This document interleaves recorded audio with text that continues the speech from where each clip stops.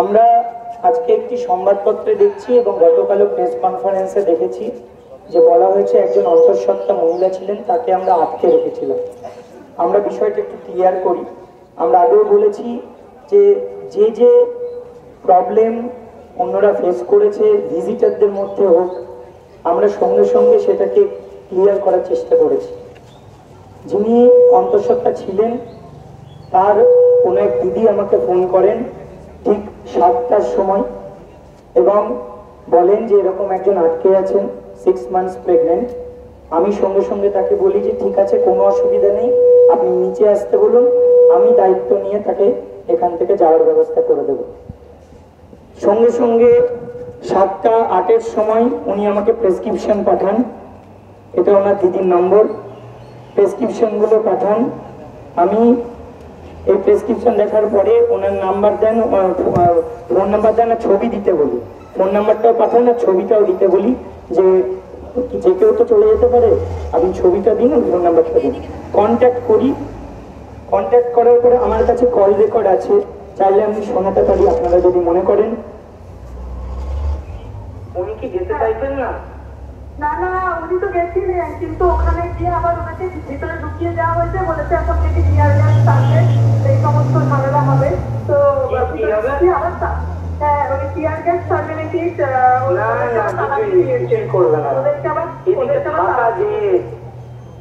হ্যাঁ আমি তো বারবার বলছি ওরও যাওয়ার ইচ্ছে, তো ও তো যেতেই চায় না। তাহলে বাধা দিচ্ছে কে? তো ওখানে ওখানে ওখানে আটকে দিয়েছে নাকি বললো, আবার তালা দিয়ে দিয়েছে, ওই র্যাপ নেমেছে নাকি বললো। যাই হোক, এটা একটা। আমি আর একটা আপনাদের শোনাচ্ছি, আমি আবার একটা শোনাচ্ছি আপনাদের যে ঠিক 7:59 যার কথা বলা হচ্ছে তাকে আমি ফোন করেছিলাম। তিনি কি বলেছেন একবার শুনবেন, আমি তার সাথে কথোপকথন। হ্যালো, বলছি আমি তো নিচে দাঁড়িয়ে আছি, আপনি আসুন। আমি তো নিচে নেমে আবার উপরে উঠে এলাম, ওই গেটে ওই ঝামেলা দেখে। আপনাকে তো মেন গেটে যেতে বলিনি। পিছনে গেটে? হ্যাঁ, বিকাশ ভবনের 3 নম্বর গেট, পেছনের গেটে, সাউথ গেটে। ও পিছনের গেট? হ্যাঁ, বিকাশ ভবনের পেছনের গেট, যেটা 3 নম্বর বড় গেটের দিকে। আচ্ছা আচ্ছা, হ্যাঁ হ্যাঁ।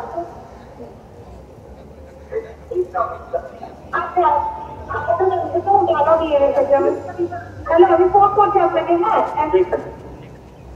যথাসাধ্য চেষ্টা করেছি, তারপরেও যদি এরকম মিথ্যা মিথ্যা কথা বলা হয় টিচারদের নামে, এটা বরদাস্ত করা যায় না, এটা বরদাস্ত করা যায় না।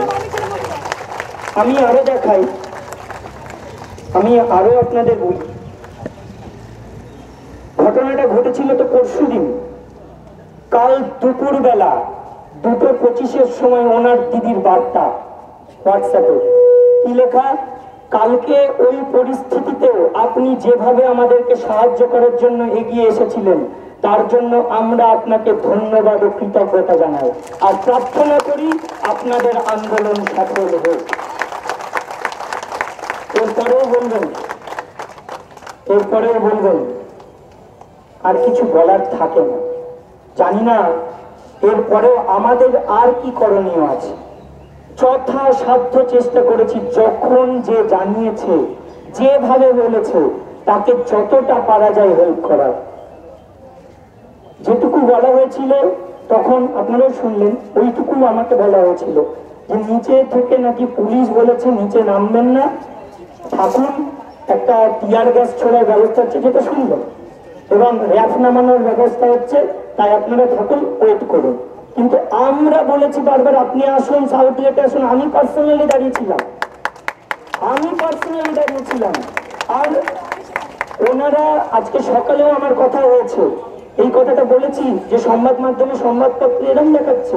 ওনারা বললেন তা তো জানি না, কিন্তু চিন্ময়রা আমরা বলতে পারি আপনি যথেষ্ট চেষ্টা করেছেন এবং এটা যিনি অন্তঃসত্ত্বা ছিলেন তিনিও দিদিকে বলেছেন যে চিন্ময়দাকে একটা ধন্যবাদ জানিয়ে। আমি তো সেটাই করলাম, আমি ক্লিয়ারিফাই করলাম উইথ প্রুফ। এরপরে আর কিছু বলার থাকে বলে আমার মনে হয় না। দেখুন, উনি তো কোনো কাজেই এসেছিলেন, আমরা ঘেরাও করেছিলাম যে কেউ আটকে থাকতে পারে, কিন্তু যখনই জেনেছি তৎক্ষণাৎ সময় নষ্ট না করে কখন প্রথম কল করেছে আর আমি কখন ব্যবস্থা নিয়েছি সময় দেখবেন মিনিটের মধ্যে। তাহলে এরপরে আর কিছু বলার থাকে বলে আমার মনে হয় না। আর কি করতে পারবো বলুন? একে তো আমরা রাস্তায় পচে বলে মরছি, আর এরা মিথ্যা কথা বলে আমাদের বিরুদ্ধে এত এত অপপ্রচার করছে। আমরা শিক্ষক শিক্ষিকা শিক্ষাকর্মীরা কোনো মতেই অমানবিক নই যে এগুলো করব।